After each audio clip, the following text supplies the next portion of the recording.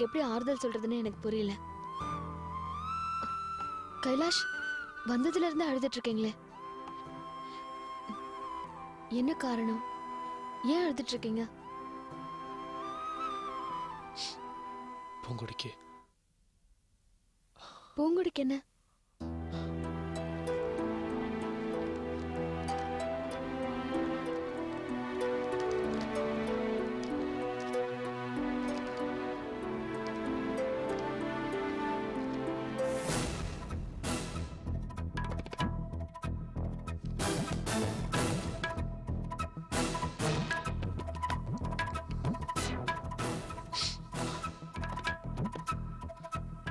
என்ன தீபா, ஒண்ணுமே பேச மாட்டேன்றீங்க?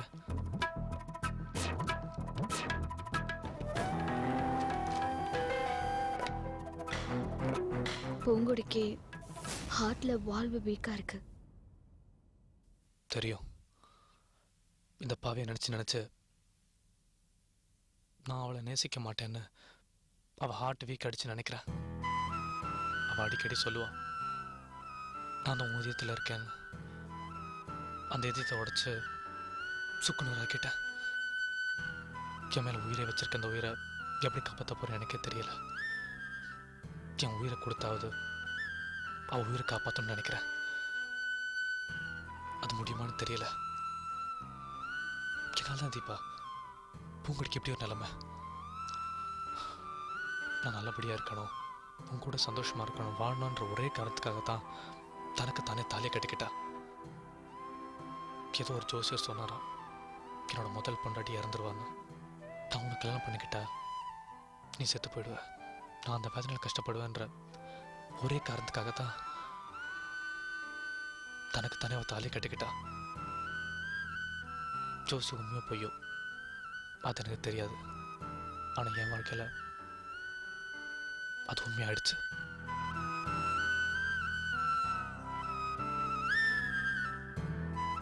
கைலாஷ், மனசு தளர விடாதீங்க. இந்த மாதிரி கேசஸ்லாம் 60% உயிர் பழைக்கிறது கஷ்டம்தான். ஆனா ஆப்ரேஷன் பண்ணா உயிர் பழைக்க வாய்ப்பு இருக்கு.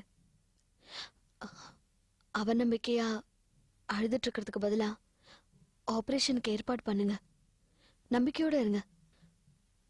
நீங்க இது வரைக்கும் பூங்குடியை வெறுத்திருக்கலாம், ஆனா இனிமே பூங்குடி சந்தோஷத்தை தவிர வேற எதையுமே பார்க்க கூடாது. சேவிங்ல கைலாஷ்? கண்டிப்பா செய்றேன். நானே வீட்டுக்கு வந்து பூங்குடியை பார்த்துருவேன். ஆனா நாங்க வந்தா அவங்க ரொம்ப வேதனைப்படுவாங்க. நீங்க தான் அவங்க கூடயே இருந்து அவங்களுக்கு சந்தோஷத்தை கொடுக்கணும்.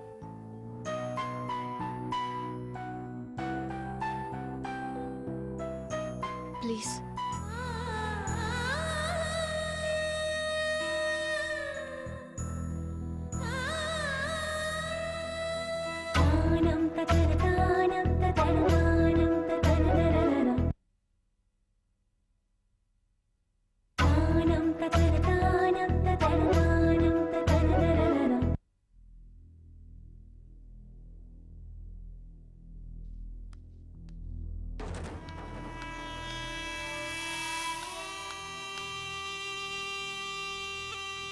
அப்பா,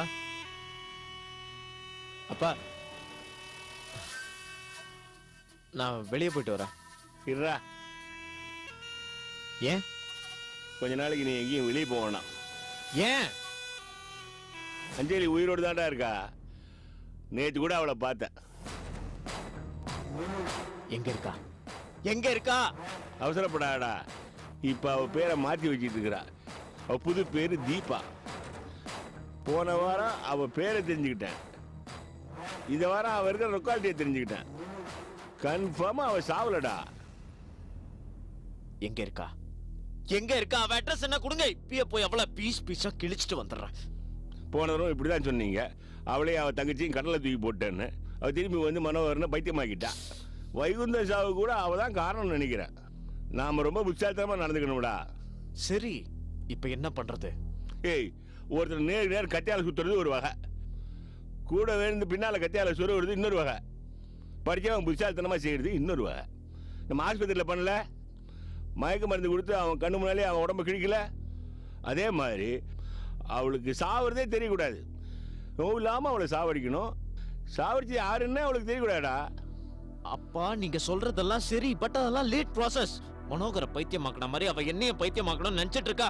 நம்ம இங்க வந்திருக்கிற விஷயம் அவளுக்கு தெரியறதுக்கு முன்னாடி அவளை நம்ம சாகடிக்கணும். போன தரம் வைகுந்தம் 10ஆம் நாள் காரியத்துக்கு நாம வந்ததை யாருக்கும் இன்ஃபார்ம் பண்ணல. ஆனால் கரெக்டாக வாசப்பள்ள நின்று உன் மண்டே அடி செலுத்தா. அதனால இந்த வீட்டுக்குள்ள நடக்கிற சமாச்சாரம் எல்லாம் அவளுக்கு தெரியுதுடா. கொஞ்ச நாள் நீ வெளியே போகணும், வீட்டுக்குள்ளேயே இரு. தம்பி வண்டி கழுவிட்டேன், இந்தாங்க கிளம்புங்க. இது மனோர் ஓட்டின வண்டி தம்பி, நல்ல கண்டிஷன்ல இருக்கு. கிளம்புங்க கிளம்புங்க.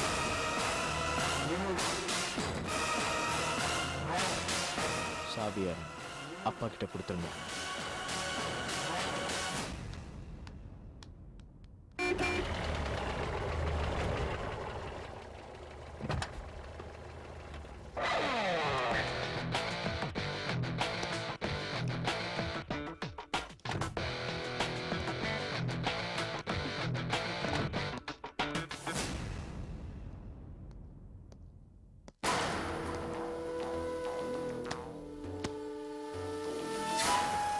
Ma? Hi, Ma. I'm back. Oh, God. What's it with you, Ma? Ma? நான் லாஸ்ட் டைம் வந்தபோது கூட ஏர்போர்ட்டுக்கு வண்டி அனுப்பல. ஏர்போர்ட்ல வந்து ரிசீவ் பண்ண வேண்டாம். குறைஞ்சபட்சம் வாசல்ல வந்து நிக்கலாம்ல. You know I'm coming. உட்கார். See. Ma? இங்க இருந்த போட்டோ எங்க? உட்காருன்னு சொல்றேன்ல. This is strange. நீ இப்படி பிஹேவ் பண்ற? ரங்கநாயகி அம்மா அதுக்கு மேல 2 மாசமா எனக்கு ஃபோன் பண்ணல. நிறுத்துறியா? நானே ஃபோன் பண்ணாலும்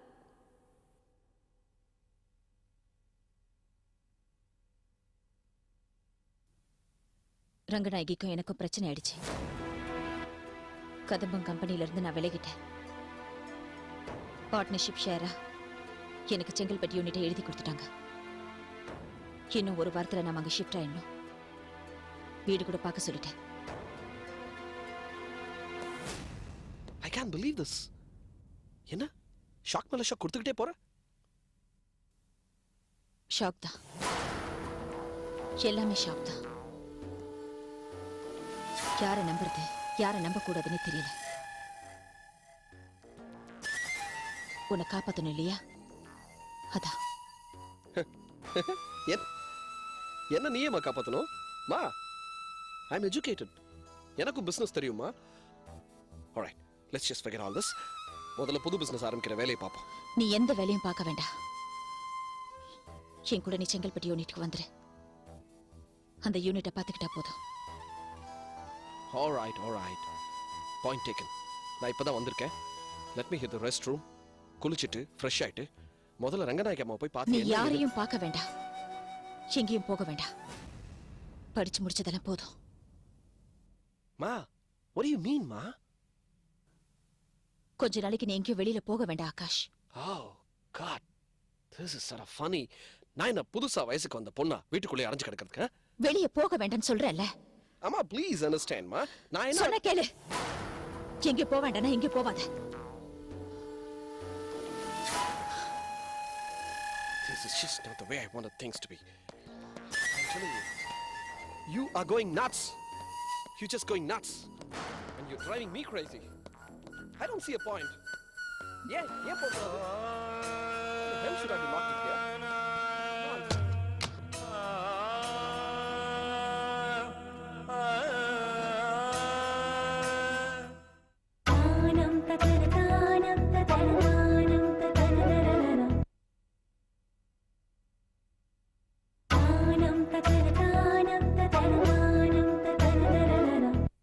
வாழ்வே மாயம், இந்த வாழ்வே மாயம், தரை மீது காணும் யாவும் தண்ணீரில் போடும் கோலம் நிலைக்காதம்மா.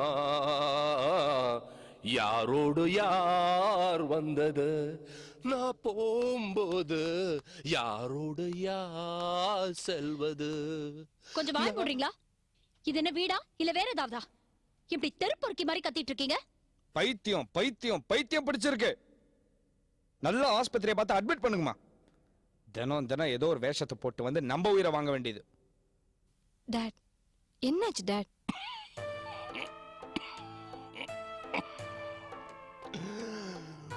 முடியலையம்மா, இந்த துக்கத்தினால தாங்க முடியல. மகனே, ஏமாந்து போயிட்டோம் மகனே, ஏமாந்துட்டோம். உன்னோட வாழ்க்கை குன்று மேல வச்ச விளக்கா இருக்கும்னு எதிர்பார்த்தேன். உன்னோட கல்யாண ஊர்வலம் தங்க தேர்ல போகும் நான் கனவு கண்டேன். உன்னோட ஃபர்ஸ்ட் நைட் அந்த நிலாவுல நடக்கணும்னு நான் எதிர்பார்த்தேன். உன்னோட பசங்க நியூ ஜெர்சில 120வது மாடியில படிச்சிட்டு இருப்பாங்கன்னு நான் கற்பனை பண்ணேன். ஆனா என் கனவெல்லாம் அழிஞ்சு போச்சு மகனே, அழிஞ்சு போச்சு. அடைச்சி நிறுத்துங்க. என்னம்மா ஆச்சு? லூசா பண்ணி இதுக்கு மேல ஒரு வார்த்தை பேசுனீங்க, என் கையால நானே கழுத்தை நெரிச்சு கொன்னுடுவேன். உமா, நீயா அந்த வார்த்தை சொன்ன? நீயா என்ன பார்த்து அந்த வார்த்தை சொன்ன? சரி, இருக்கட்டும். நான் ஒரு உண்மை சொல்றேன். எல்லா விவரமும் தெரிஞ்சுக்கிட்ட ஒரு உண்மை. அந்த உண்மையை கேட்ட நீ என்ன கொல்லணுமா வேண்டாமா நீயே முடிவு பண்ண. நீயும் ரங்காவும் சின்ன வயசுல இருந்து ஒன்னா படிச்சது, ஒரே தட்டுல சாப்பிட்டது, இது எல்லாமே பொய். பொய்யா? ஆமா, அது உண்மையா இருந்திருந்தா ரங்கநாயகி பத்தி உனக்கு எல்லா விவரமும் தெரிஞ்சிருக்கணுமே. ஆனா உனக்கு எந்த விவரமும் தெரியாது. ரங்கநாயகி காலேஜ்ல படிக்கும்போது ஒரு பையனை காதலிச்சா. அவங்களுக்கு ஒரு குழந்தை பிறந்தது. அந்த குழந்தை இறந்துருச்சு. அவ காதலனும் ஓடி போயிட்டா. அந்த நேரத்துல தான் ரங்கநாயகியோட அக்காவும் இறந்து போயிட்டா. ரங்காவோட அப்பா அவ அக்கா புருஷனே அவளுக்கு கட்டி வச்சிட்டாரு. ஆனா இதுல பெரிய அதிர்ச்சி என்னன்னா, பரணி, ஸ்வாதி, கார்த்திக் 3 பேருமே ரங்கநாயகியோட பசங்க இல்ல, அவ அக்காவோட பசங்க. அப்போ ஸ்வாதிக்கு ரங்கநாயகி சித்தியா? ஆமா, சித்திதான். ஆனா நல்ல சித்தி. அந்த கேடு கட்ட பொம்பளை, அந்த 2 தாலி கட்டிக்கிட்ட பொம்பளைக்க இவ்வளவு நாளும் நம்ம மதிப்பு கொடுத்துட்டு வந்திருக்கோமே, அதான் என்னால தாங்க முடியல. வாய மூடி சும்மா இருங்க.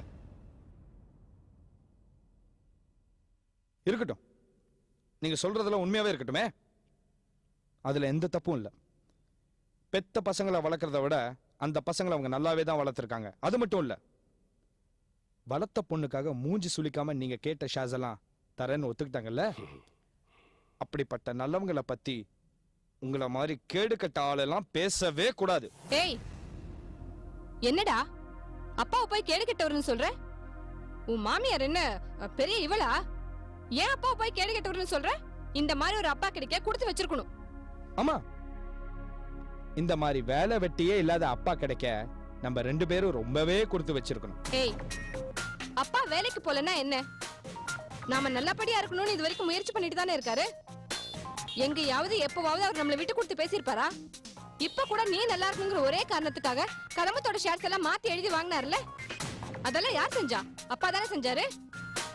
ஆமா, இந்த மாதிரி ஃப்ராட் அப்பாவை உன்ன மாதிரி ஃப்ராடு பொண்ணுங்கனால மட்டும்தான் பாராட்ட முடியும். நீ வேணா ஒண்ணு பண்ண, நம்ம தெரு முனையில ஒரு பெரிய மேடையா போட்டு இந்த ஃப்ராட் அப்பாவை அதுல உட்கார வச்சு பெரிய பாராட்டு விழா நடத்த. ஃப்ராடுத்தனம் ஃப்ராடுத்தனம் எல்லாத்துலயும் ஃப்ராடுத்தனம்.